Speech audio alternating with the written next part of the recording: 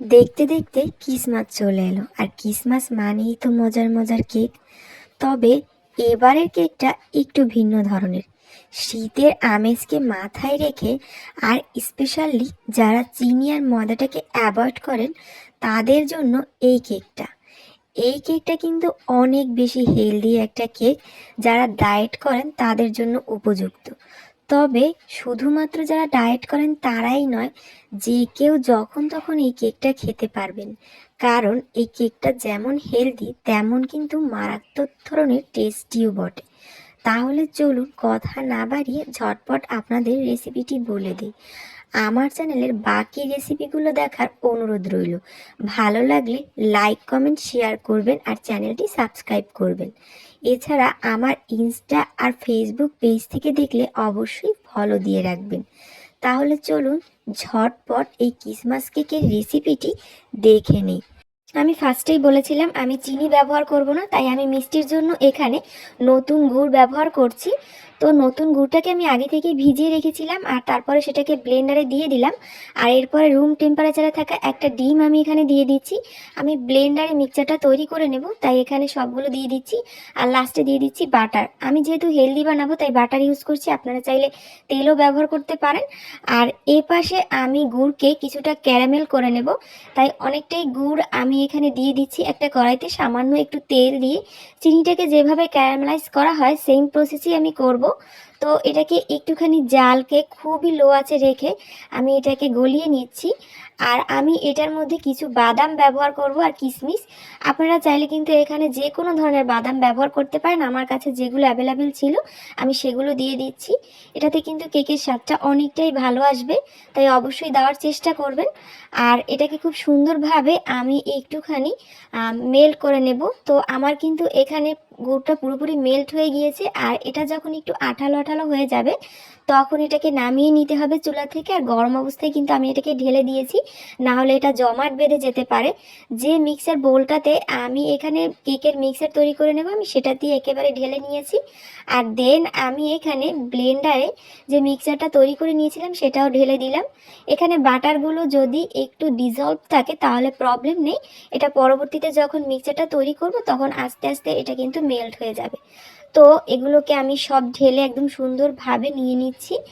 আর এরপরে আমি একটুখানি মিক্সারটাকে কিছুটা সময় ধরে এখানে একটু ছেনে নেব, না হলে কিন্তু মিক্সারটা খুব ভালোভাবে মিশবে না। অবশ্যই ওই ক্যারামেলের সাথে মিক্সারটাকে একটু মিশিয়ে নেবেন। দেন আমি এখানে ব্যবহার করছি আটা।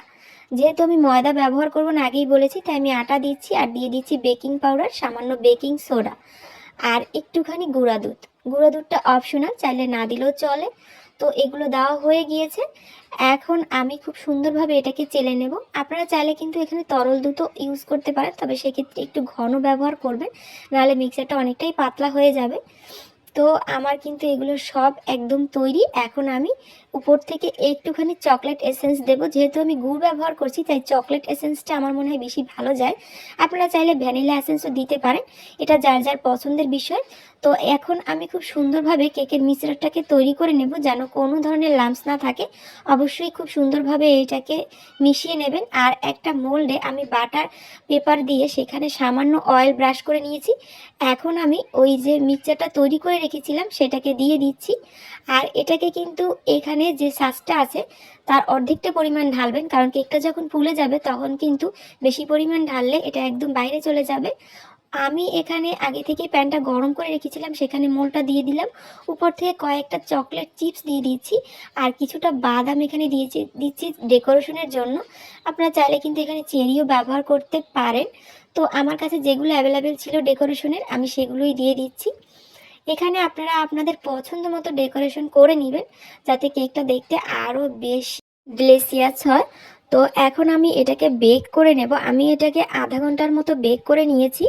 আর আমি কিন্তু চুলার আঁচটা একদমই লো রেখেছি, নাহলে কিন্তু কেকটা একদমই পুড়ে যাবে। আর আমি বাকি যেটা ছিল মিক্সার সেটা দিয়ে এখানে বেশ কিছুটা কাপ কেক বানিয়ে নেব, তাহলে আমি দুই ধরনের ভ্যারাইটি আপনাদেরকে দেখাতে পারলাম। আর আপনারা কিন্তু চাইলে এভাবে করে নিতে পারেন। আমার কেক কিন্তু একদম তৈরি। আপনারা কিন্তু চাইলে এখানে ওভেনেও কেকটাকে বেক করে নিতে পারেন। তো এরপর আমি কেকটাকে একদম ঠান্ডা করে নিয়েছি আর কাঠি দিয়ে আপনাদেরকে দেখিয়ে দিলাম যে কেকটা কত সুন্দরভাবে কাঠিটা উপরে উঠে আসছে। এখন আমি একটা চাকুর সাহায্যে কেকটাকে কেটে নিচ্ছি। কেকটা কিন্তু সুপার টেস্টি আর সফট হয়েছে। আপনারা কিন্তু অবশ্যই বাড়িতে একবার হলেও এভাবে বানিয়ে খেয়ে দেখবেন, যেমন শীতের একটা আমেজ থাকবে। আর যারা ডায়েট করেন কিন্তু ডায়েটের জন্য কেক খেতে পারছেন না, তাদের জন্য কিন্তু একটা হেলদি অ্যান্ড টেস্টি কেকের রেসিপি। বাচ্চাদের জন্য তো অবশ্যই এটা একটা হেলদি কেক। আশা করি আপনাদের এই কেকের রেসিপিটি ভালো লেগেছে। অবশ্যই কমেন্ট বক্সে জানাবেন আপনার পছন্দের কেকের ফ্লেভার। আর সকলকে মেরি ক্রিসমাসের শুভেচ্ছা জানিয়ে আজকের ভিডিও এখানেই শেষ করছি। আমার ভিডিওগুলো কেমন লাগে অবশ্যই কমেন্টে জানাবেন। সকলে ভালো থাকবেন, সুস্থ থাকবেন। আল্লাহ হাফেজ।